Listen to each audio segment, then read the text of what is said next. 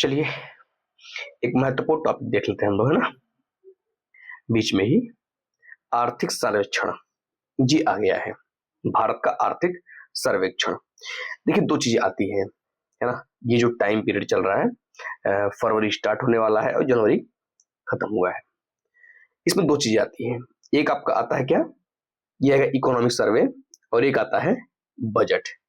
ठीक है, ये दो चीजें आती हैं और दोनों यूपीएससी के लिए बहुत महत्वपूर्ण है। चाहे आप प्रीलिम्स की बात कर ले, चाहे मेंस की बात कर लीजिए, और चाहे आप जो है इंटरव्यू में अगर ऐसी कुछ चीजें देखते हैं तो वहां पर भी इंपॉर्टेंट होता है। ठीक है सॉरी। अब सवाल ये है कि बजट क्या है और आर्थिक सर्वेक्षण क्या है। पहले इसको समझते हैं, फिर उसके बाद उसके बारे में डिटेल में देखेंगे। ठीक है, देखिए जैसे मान लीजिए कि 2026 चलने वाला है, मतलब चल रहा है, चलने वाला क्या है। ठीक है, लेकिन इसके पहले जो है 2025 बीता हुआ है, 2025 बीत गया है। ठीक है, ये अब इसके बाद जो है ये 2025 बीत गया है यहाँ पर, और यहाँ शुरुआत में ही जो है फरवरी के महीने में 2026 के जनवरी और फरवरी के बीच, मतलब जनवरी का लास्ट और फरवरी की स्टार्टिंग, यहाँ पर जो है अब जैसे ये आर्थिक सर्वेक्षण हुआ, ये जनवरी में ही आ गया है ना। लेकिन अब जो बजट आएगा या आ गया है अब, तो वो फरवरी में आया है। ठीक है, फरवरी के शुरुआत में। आर्थिक सर्वेक्षण क्या होता है, आर्थिक सर्वेक्षण 2026 जो स्टार्ट हुआ, जब तक इकोनॉमिक सर्वे आया है उसके पहले क्या एक साल का पूरा पूरा क्या करता है, एनालिसिस करता है, मतलब सर्वेक्षण करता है, सर्वे करता है। किसकी सर्वेक्षण करता है, इकोनॉमी का। ठीक है, कि भारत की इकोनॉमी की स्थिति क्या थी, क्या क्या हुआ, क्या क्या होना चाहिए, है ना। वहां पर जो है पूरा एनालिसिस होता है इस पे। अब बजट क्या है, अब जो बजट आ गया है, अब 2026 जो चल रहा आप देख रहे हैं यहाँ फरवरी से, अब यहां इसके आगे की बात करेगा कब तक, 2027 तक, जब तक कि दूसरा बजट नहीं आ जाएगा, है ना, तब तक ये जो बजट चलेगा। मतलब क्या, मतलब यहां पर आप इकोनॉमिक सर्वे देखेंगे और यहां पर आप देखेंगे क्या, बजट हमेशा ऐसा दिखेगा, है ना। ये हर साल का काम है, हर साल का फाइनेंशियल ईयर आप जानते ही होंगे, तो हर फाइनेंशियल ईयर में ऐसा होता है। तो उम्मीद है ये बात क्लियर हो गई कि आर्थिक सर्वेक्षण क्या है और बजट क्या है। ठीक है, ये बेसिक बात है कि भारत के संदर्भ में, भारत की बात कर रहे हैं हम लोग, तो भारत की स्थिति के बारे में बात हो रही है। ठीक है, और वो भी कौन सी स्थिति की बात हो रही है, ये बात हो रही है आर्थिक स्थिति की। तो बजट चाहे आप देखें चाहे आर्थिक सर्वेक्षण, तो दोनों किससे रिलेटेड है, आर्थिक सर्वेक्षण से, या मतलब आर्थिक स्थिति से। ठीक है, अब हम एक एक करके आर्थिक सर्वेक्षण को अपने हिसाब से, जो मतलब लगता है हर किसी को अपना जो पढ़ाई लिखाई, समझ रहे हैं ना, तो मुझे जो समझ में आया है और जो मैंने पढ़ा इस पे एक एक करके यूपीएससी से रिलेटेड जो भी पॉइंट होंगे डिस्कस करते हैं। ठीक है, सबसे पहला पॉइंट क्या है, हम ट्राई करेंगे कि अगर स्टेट का भी अगर दो चार पॉइंट इसमें कवर हो जाए तो अच्छी बात है, क्योंकि स्टेट के लिए भी इंपॉर्टेंट होता है। भारत का आर्थिक सर्वेक्षण 2025-26, पॉइंट ध्यान रखिएगा, ये अर्थव्यवस्था की स्थिति, प्रदर्शन, चुनौतियों और भविष्य की संभावनाओं का आकलन करती है। शब्द ध्यान रखिएगा, स्थिति, प्रदर्शन, चुनौतियों और भविष्य की संभावनाओं। सोचिए अगर कहीं पर आपको इकोनॉमिक सर्वे या आर्थिक सर्वेक्षण लिखने की बात है मेंस में, और आप ऐसे टर्म यूज करते हैं तो एक इंपॉर्टेंस बढ़ जाता है ना, कि मतलब स्थिति की बात कर रहा है, फिर प्रदर्शन की बात कर रहा है, फिर चुनौतियों की बात कर रहा है, उसके बाद क्या कर रहा है, भविष्य की संभावना की बात कर रहा है। एक चीज ये हो गया। अब उसका दूसरा पॉइंट क्या है, देखिए कंटेंट हम दे रहे हैं और ट्राई कर रहे हैं उसको अच्छे से एक्सप्लेन किया जाए। बाकी आप इस मसाले कहेंगे ना, या इस मटेरियल को आप किस तरीके से, किस एग्जाम के किस स्तर पर यूज करते हैं, ये आपकी अपनी स्वेच्छा है। ठीक है, देखिए यह 29 जनवरी, इस बार जो कब पेश हुआ था आर्थिक सर्वेक्षण, 29 जनवरी को, है ना। कौन पेश किया था, वित्त मंत्री निर्मला सीतारमण जी। ठीक है, कभी कभी स्टेट वाला तो नेम भी पूछ लेता है, तो अगर लगे कि याद रखिए। और यह यूनियन बजट, यूनियन यहां पर देखिए क्या लिखा है 2026, और यहां लिखा है क्या, जब हम आर्थिक सर्वेक्षण की बात करेंगे तो 25 और 26 देखेंगे, लेकिन जब हम बजट की बात करेंगे 26 और 27 देखेंगे, क्योंकि हम अब इसके आगे की बात कर रहे हैं बजट में, और जो सर्वेक्षण करते हैं वो पीछे की बात करते हैं। तो अगर ये कभी डाउट आए कि यहाँ 2026-27 क्यों लिखा है और यहाँ 2025 और 26 क्यों लिखा है, तो इसमें ये चीज डाउट नहीं होनी चाहिए। ठीक है, तो अब यह जो है यूनियन बजट 2026-27 1 फरवरी जो कि पेश हुआ था, इसके ठीक पहले हमेशा अक्सर ऐसा ही होता है कि सर्वेक्षण पहले आता है, उसके बाद कौन आता है, बजट आता है। हमेशा ये मतलब कि रूल है, मतलब एक ट्रेंड बन गया है। ठीक, क्या इस संविधान में है? नहीं, संविधान में ये सब नहीं है। संविधान में कुछ स्पेसिफिक बातें की गई है। ठीक है ना, अब संविधान में सब बातें लिखी नहीं जाएंगे, आप खुद सोच लीजिए, फिर तो संविधान तो बहुत बड़ा हो जाएगा, है ना। अब आता है कि ये देखिए पॉइंट और कि मुख्य आर्थिक सलाहकार कौन, वीए अनंत नागेश्वरन के नेतृत्व में तैयार यह सर्वेक्षण वैश्विक अनिश्चितताओं के बीच भारत की मजबूत स्थिति पर जोर देता है।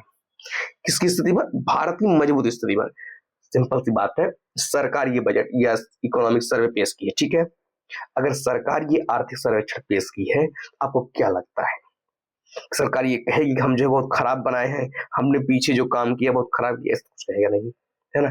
अगर खराब कुछ हुआ भी होगा तो उसको भी मिनिमाइज करने का प्रयास किया जाएगा, ऐसे शब्दों का प्रयोग किया जाएगा, या मतलब ऐसे लच्छेदार भाषा का प्रयोग किया जाएगा जिससे कि बुरा ना लगे, है ना, क्योंकि हर किसी को भाई अपने देश का सुन करके बुरा लगता है, सरकार को बुरा लगेगा, इसलिए जो है वो समझ कर बनाया गया। तो अब जैसे अनिश्चितता, मतलब वैश्विक अनिश्चितता चल रही है कि कहीं पर कुछ क्राइसिस हो रहा है, कहीं पर कुछ क्राइसिस हो रहा है, कहीं पर बिजनेस ठप हो जा रहा है, कहीं पर इंडस्ट्री बंद हो जा रही है, कहीं पर मतलब तमाम तरह की अर्थव्यवस्थाओं में जो परिवर्तन आने वाली चीजें हैं वो सब निगेटिव स्तर पर वो भी दिखाई दे।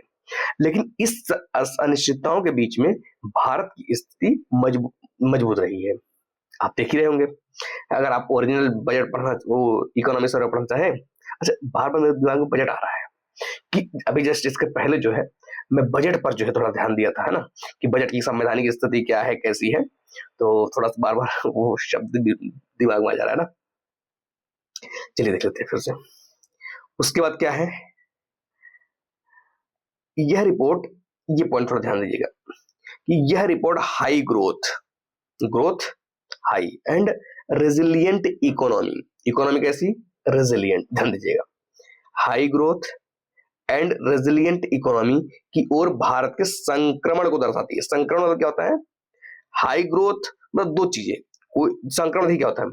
जब स्थिति चेंज होती है, मतलब लो से हाई जाना और हाई से लो आना, तो वहां पर क्या स्थिति बनती है?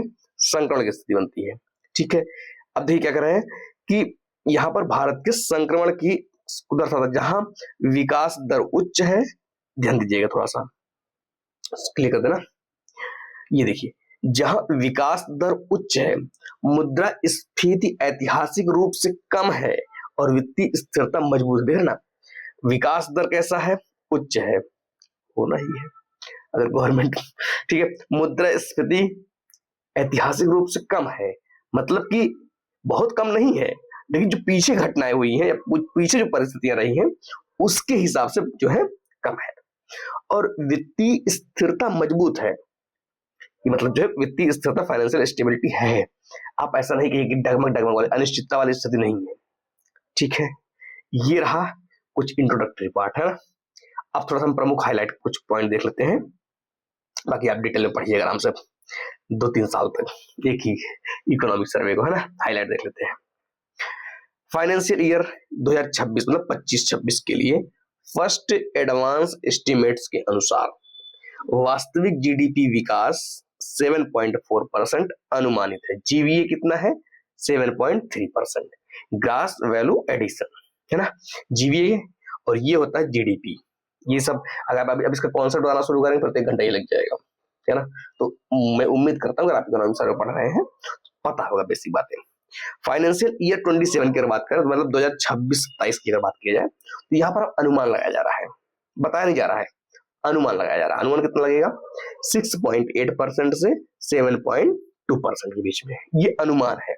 ये बस समझिएगा कि यही फिक्स है, नहीं फिक्स नहीं, इसके बीच की बात हो रही है, लेकिन अभी जो 2025-26 की बात हुई है, ये फाइनेंशियल 26 की बात थी।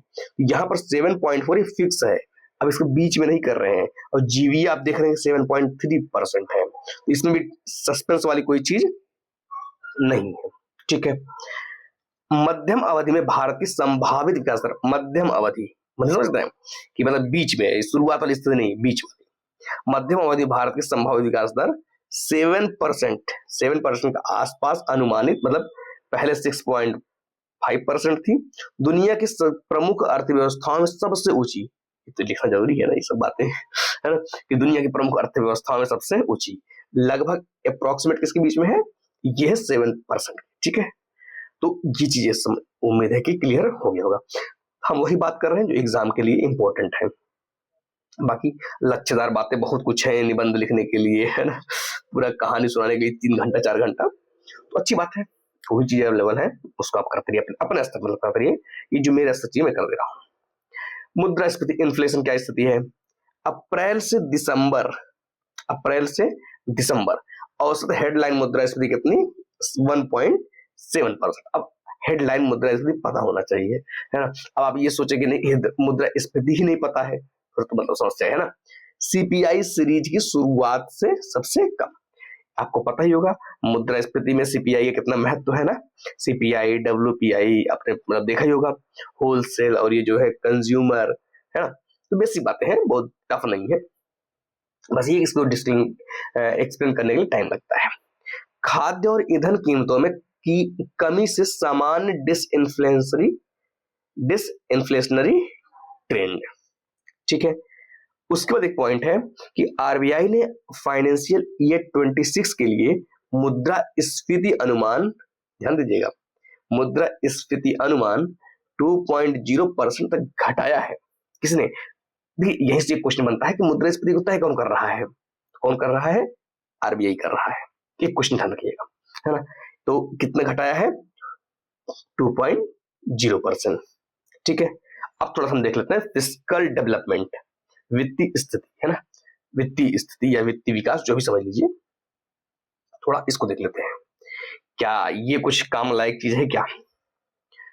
केंद्र का राजकोषीय घाटा 2026 में, फाइनेंशियल 2026 में 4.4% ऑफ जीडीपी, मतलब जितनी जीडीपी है मल्टीप्लाई बाई 4.4 बाई 100, इस तरह से, है ना, ऑफ जीडीपी के लक्ष्य पर, ट्रैक पर, समझ रहे, जो टारगेट है उसके ट्रैक पर है।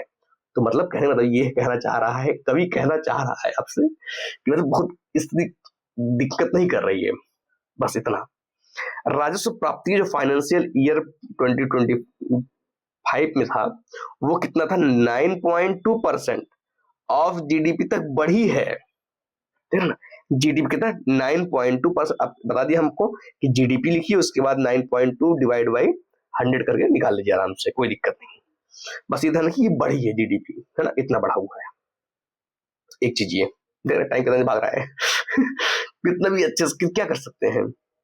अब एक ही टिके रहेंगे तो टिके रह जाएंगे, पता नहीं 2 घंटा यही बीत जाएगा।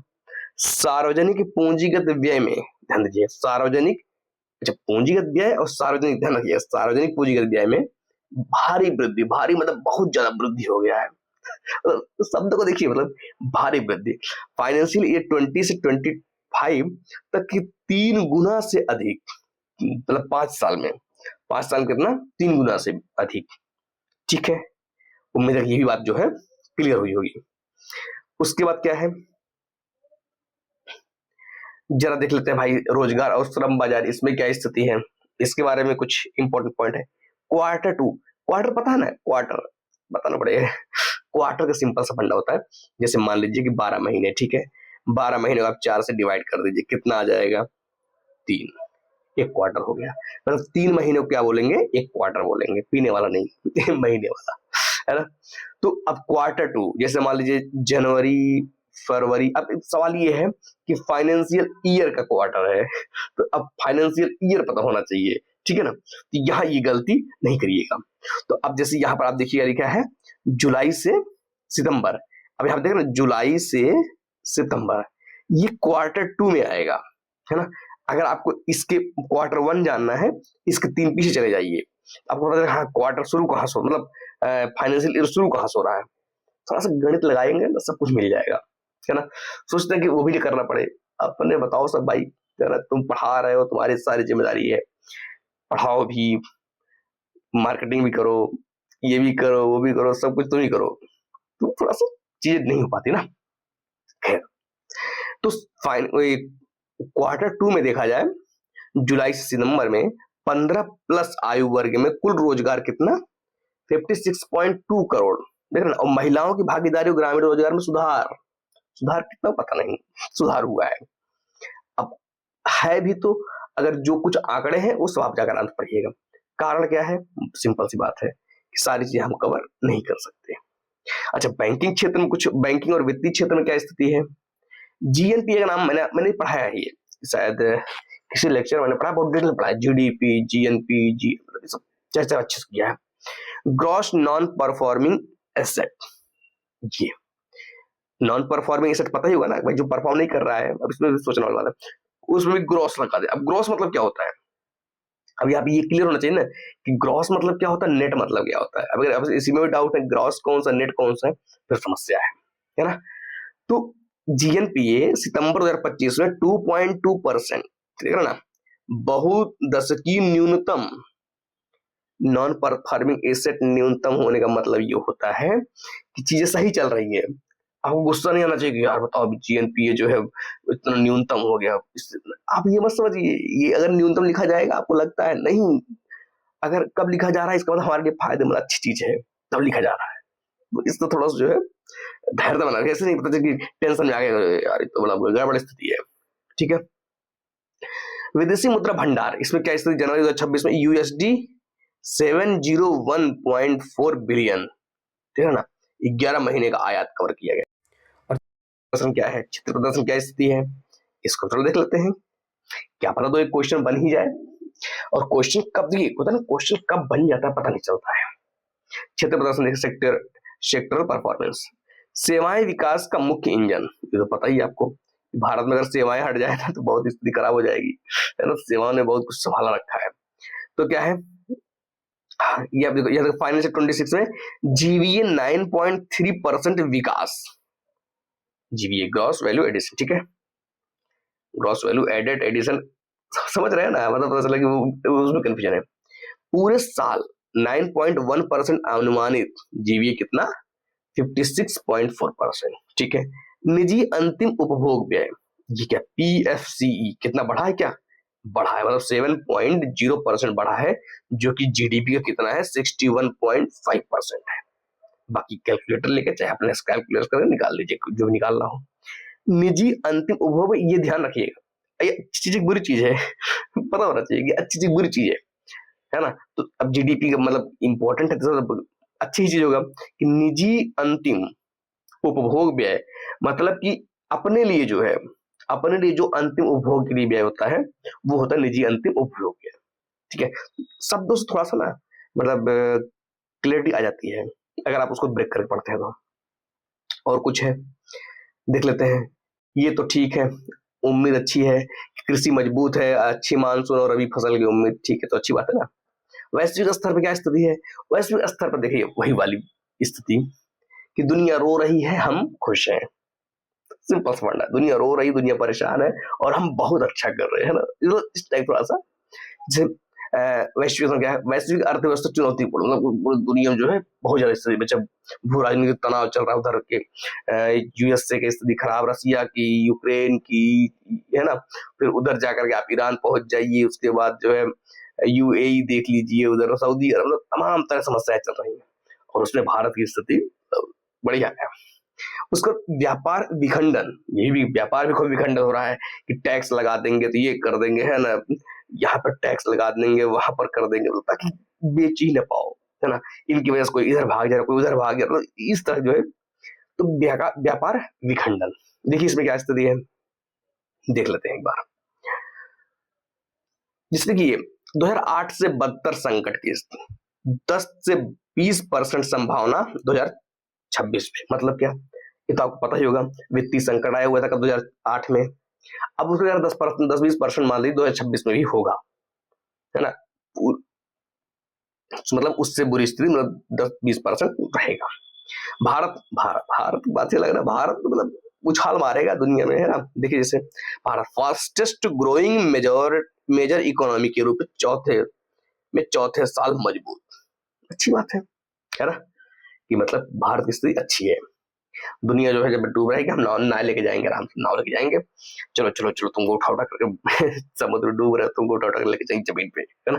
भारत का काम यही रहेगा, मतलब ऐसा लगता है मुझे, बाकी आपको भी लगता ही होगा। ठीक है, थीम और फोकस इसमें क्या है, गोल्डन लॉक मोमेंट इसमें क्या है, उच्च विकास, विकास कैसा होगा, एकदम उच्च होगा। और मुद्रास्फीति कैसी होगी, कम होगी। मुद्रास्फीति बताने वाली बात है क्या, मुद्रास्फीति क्या होता है, या विकास डेवलपमेंट, ये सब टर्म है, और ये टर्म को एक्सप्लेन करना बड़ा कठिन काम, मतलब कठिन क्या, टाइम लगता है ना। उसके बाद स्वदेशी आना ही था, है ना। क्या है, डिसिप्लिन्ड स्वदेशी और स्ट्रेटेजिक इंडिस्पेंसिबिलिटी, ठीक है। इसमें क्या है, आत्मनिर्भरता से आगे बढ़कर वैश्विक स्तर पर अपरिहार्य बनना, ठीक है। अब आता है राज्य क्षमता, स्टेट कैपेसिटीज में क्या है, अनिश्चितता में निर्णय लेना। भाई जब दुनिया रो रही होगी हम निर्णय लेंगे, इकोनॉमी सुधारेंगे पूरा। जोखिम प्रबंधन, है ना, जोखिम प्रबंधन, और उसको क्या, सुधारों पर जोर, बिल्कुल सिंपल सा बात है, सुधार करेंगे ही, हम नहीं करेंगे कौन करेगा, सुधार तो करना ही है। उसको कहता है कि संरचनात्मक सुधार, इसमें क्या है, श्रम कोड बहुत इंपॉर्टेंट है, जीएसटी रेशनलाइजेशन, अनुपालन कम करना, निर्यात प्रोत्साहन, निर्यात हम खूब चाहते हैं, आओ पड़ोसी से बैठो हम तो भी खिलाएंगे, पूरा खर्च संभालेंगे। तो ये कुछ रहे कि मतलब इकोनॉमिक सर्वे में जो चीज बातें हुई, बाकी बजट में भी एक वीडियो लेके आएंगे आराम से, जो इंपॉर्टेंट होगा मतलब एग्जाम के रिलेटेड। हाँ अगर कुछ ऐसा है तो बाकी डिटेल में तो बाकी नहीं कर सकते, बहुत टाइम लग जाएगा, ठीक है। तो असली इतना रखते हैं, फिर उसके लिए बजट के लिए दूसरा वीडियो डिस्कस करेंगे।